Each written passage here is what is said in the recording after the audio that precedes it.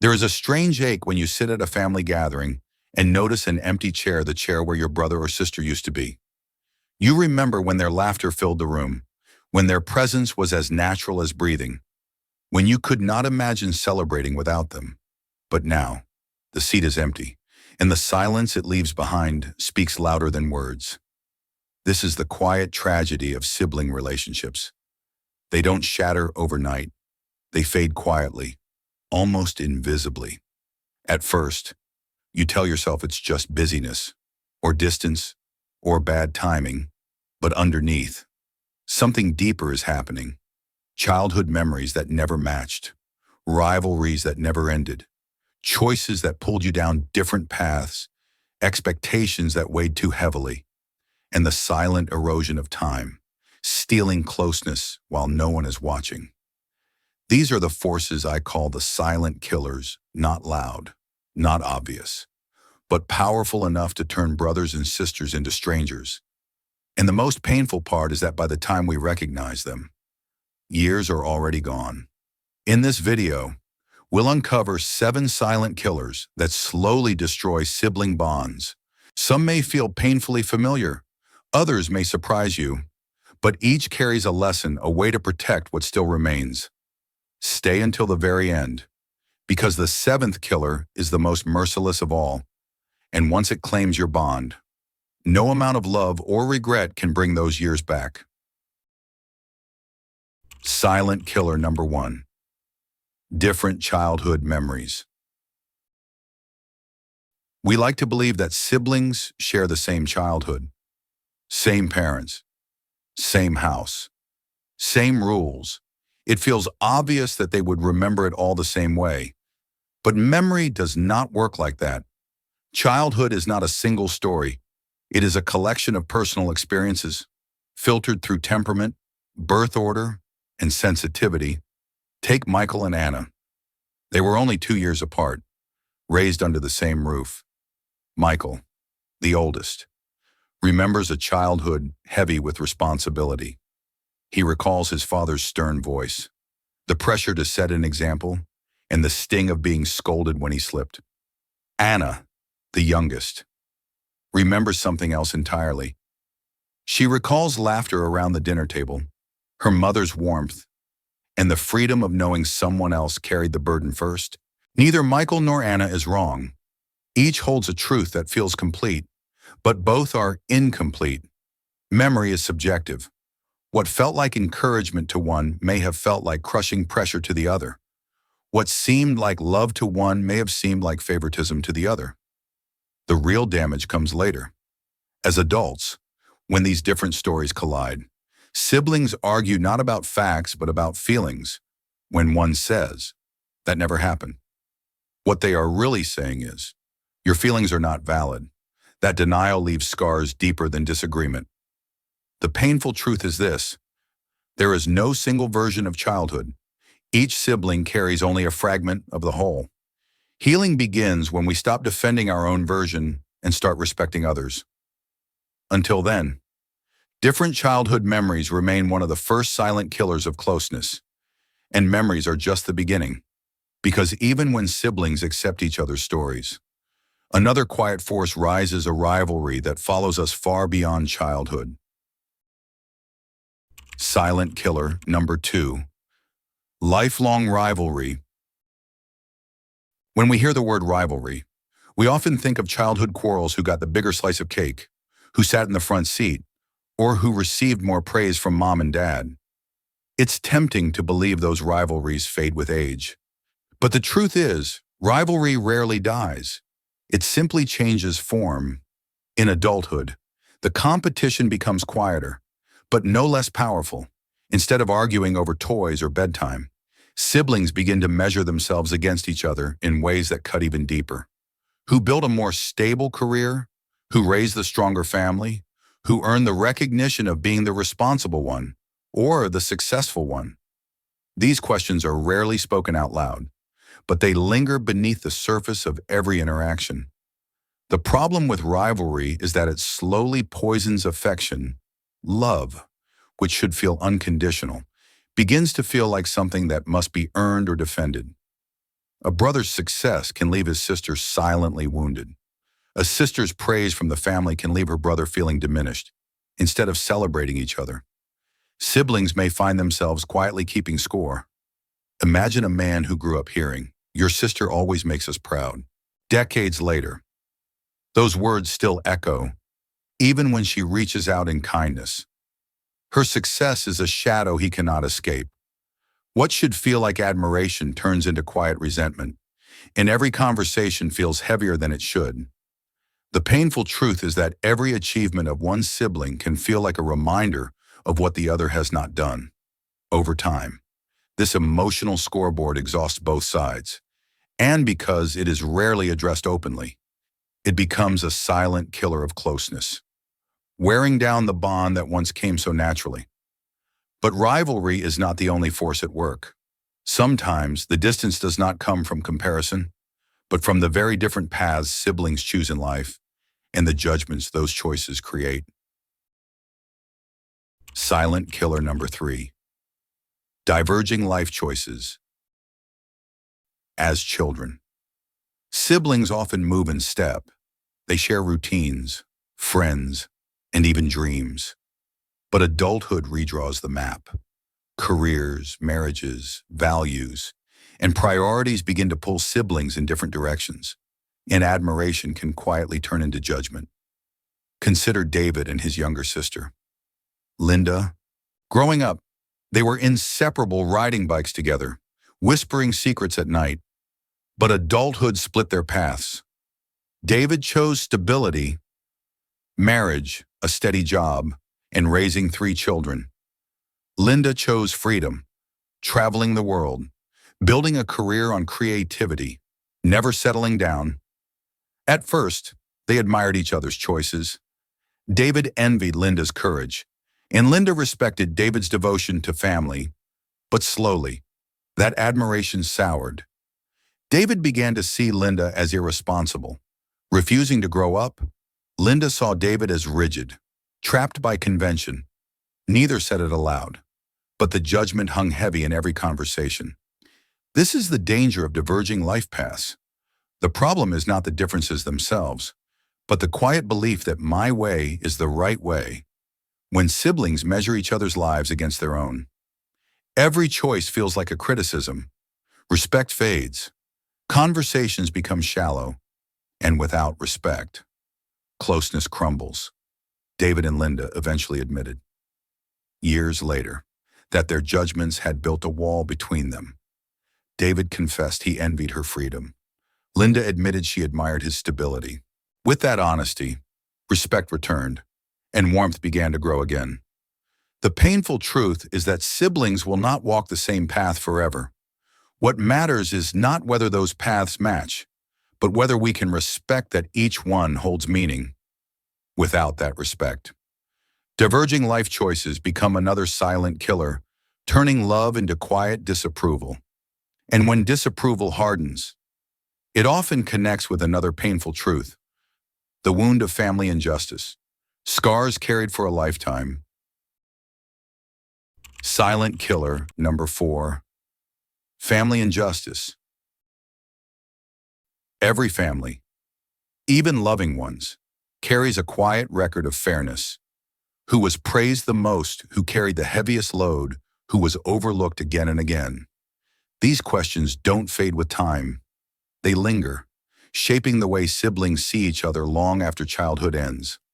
One child may have been celebrated for every achievement, while another felt invisible. One may have been shielded from responsibility, while another carried the burden of chores, caregiving, or even supporting parents too early in life. These imbalances are rarely talked about, but they leave scars that follow siblings into adulthood.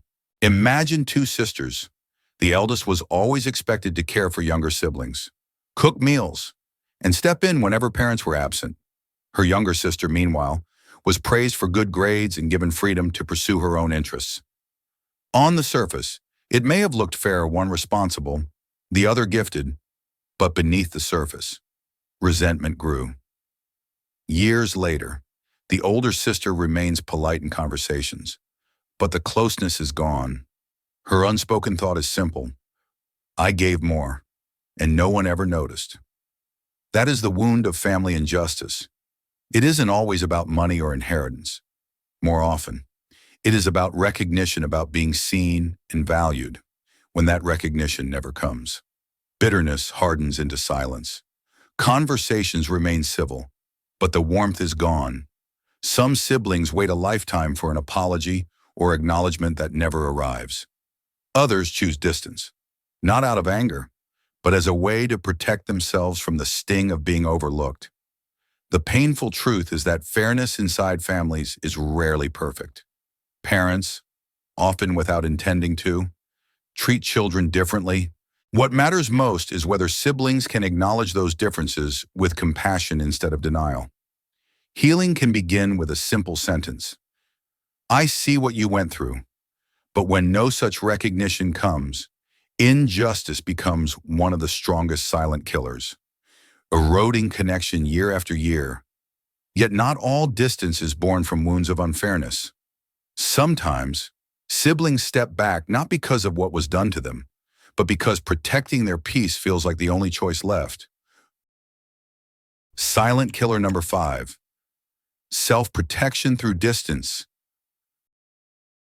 Not every sibling grows apart because of rivalry or injustice.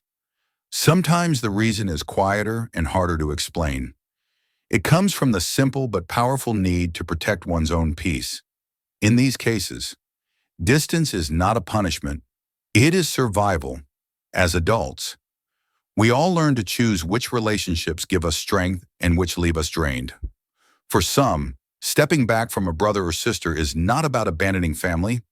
It is about choosing life without constant conflict. If every phone call turns into criticism, if every visit reopens old wounds, then closeness begins to feel unsafe. Silence, in that moment, becomes a shield. From the outside, it may look cruel. Relatives might say, he doesn't care anymore, or she has grown distant. But behind that choice usually lies a long history of failed conversations, broken promises, painful reminders of old injustices, or repeated arguments that never reach resolution. After years of trying, many siblings realize that keeping the bond alive demands more than their hearts can give. Take the example of an older sister who spent years calling her brother, trying to reconnect. Every call began warmly, but soon slipped into old accusations. He reminded her of past mistakes or compared her sacrifices to his own. Each time, she hung up feeling smaller than before. After years of this cycle, she stopped dialing his number, not because she stopped loving him, but because she could not bear to lose herself in every conversation. For her, distance was not rejection, it was protection. This choice is often misunderstood. People assume that stepping away means the love has died. But sometimes distance is an act of love turned inward, away, to preserve dignity and sanity when staying close feels impossible. It is the recognition that being family should not mean accepting endless pain. The painful truth is that distance can feel like relief. It may hurt, but it also restores peace. And for many, that peace is the only thing left to save. This does not mean love is gone. It means love must coexist with the need to survive. But even when distance feels necessary, it carries another cost. Because deep inside, we all grow up believing siblings will always be there through birthdays, through crises, through the moments that define life. And when those expectations collapse under the weight of reality, the disappointment becomes its own silent killer, eroding what little closeness remains. Silent killer number 6. The weight of expectations. From the time we are children, we are taught to believe that siblings will always be there for us. We expect them to stand beside us at birthdays, to call when life feels heavy, to show up during moments of celebration and crisis. This belief runs so deep that it almost feels like a promise written into our blood. But as life unfolds, we discover that this promise is not guaranteed. When a brother forgets a birthday, or a sister does not appear at a hospital bedside, the pain is sharper than most realize. It is not just about the missed event, It is about the story we told ourselves that they would always be there, and the painful realization that the story is not true. What we grieve is not simply their absence. We grieve the illusion of the relationship we thought we had. Consider a woman waiting for her brother to call on the anniversary of their mother's passing. She keeps the phone nearby, certain he will remember. When the day ends in silence, the disappointment cuts deeply. She feels betrayed, not because he stopped caring, but because she believed his support was guaranteed. On his side, he may have been overwhelmed with his own responsibilities. He may have assumed she was coping well, but to her, his silence spoke louder than words. You are alone in this. Over time, these small disappointments accumulate. One missed visit here, one unanswered call there. Each adds a layer of bitterness until both siblings pull back, convinced the other no longer cares. The tragedy is that often, both sides feel the same disappointment, yet neither finds the courage to break the silence. The weight of expectations is heavy because it is rooted in hope. We want our siblings to be anchors, unshakable and constant. But the truth is, they are human beings flawed, distracted, carrying their own fears and struggles. They cannot always give us the loyalty we imagined. And when we demand perfection, the bond bends under pressure until it finally breaks. Letting go of unrealistic expectations does not mean giving up on love. It means learning to see our siblings for who they are, not who we imagine them to be. It means accepting that they will stumble, just as we do. And in that acceptance, there is space for compassion, for forgiveness, and perhaps for reconnection. But even when we learn to lower expectations, one more silent killer remains. It is the most merciless of all because it needs no rivalry, no injustice, no broken promise. It works quietly, day after day, until decades are gone. That silent killer is time itself. Silent killer number 7, the relentless drift of time. Of all the silent killers, time is the most merciless. Rivalries may fade, injustices may be forgiven, expectations may be lowered, but time never stops. It moves forward whether we pay attention or not. And while it moves, it quietly steals the closeness we once assumed would last forever. As children, time seemed endless.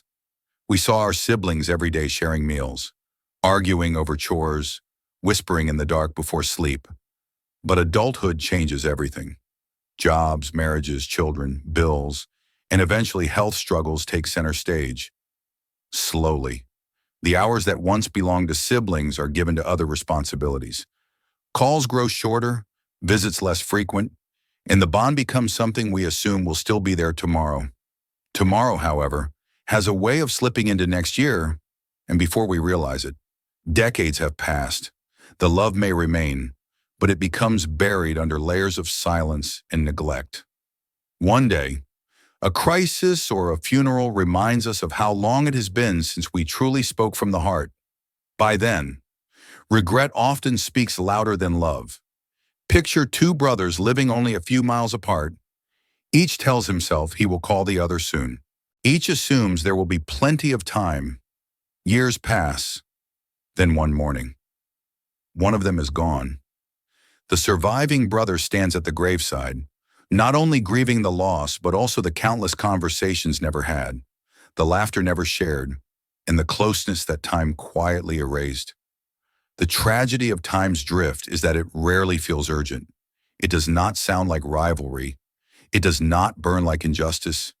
It simply fades, like ink left too long in the sun. The danger is that by the time we notice, the bond may already be too faint to recover. But here lies the hidden lesson. Time may be relentless, but it is also precious. We cannot rewind it, but we can use what remains. A phone call today is worth more than 1,000 apologies tomorrow. A short visit, a kind word, a memory shared. These small choices can slow the drift and breathe life back into bonds that feel almost gone. The most painful silent killer is also the easiest to fight. If only we act before it is too late. And this leads us to our final reflection, where we gather all 7 truths and face the question that matters most. What can we do today to protect the ties that still remain? Final thought. We've uncovered 7 silent killers that quietly turn brothers and sisters into strangers. Different memories of childhood, rivalries that never fade, diverging life paths, wounds of unfairness, the choice of distance as self-protection, the heavy burden of expectations, and finally, the relentless drift of time. None of them shouts. None of them arrives overnight. They whisper in the background, quietly unraveling bonds that once felt permanent. The painful truth is this: blood alone is not enough to keep siblings close. A shared last name does not guarantee a shared future. What sustains closeness is intentional effort, listening without dismissing, respecting without judging, reaching out before silence becomes permanent. Without these, even the strongest childhood closeness is vulnerable to erosion. But awareness gives us power. When we understand the psychology of sibling drift, we can choose differently. We can acknowledge that our memories may not match and still honor them. We can step off the scoreboard of rivalry and choose support instead of comparison. We can accept different choices without letting judgment poison the bond. And when distance feels necessary, we can still leave the door open for love. Most of all, we can act today. A simple phone call, a kind word, or even a short message can begin to repair what years of silence have broken. Time is relentless, but it is not finished yet. So before this day ends, I challenge you. Reach out to your sibling. Say something small, but real. Don't wait for tomorrow, because tomorrow has a way of slipping into years. The only bonds that survive are the ones we choose, again and again, to keep alive.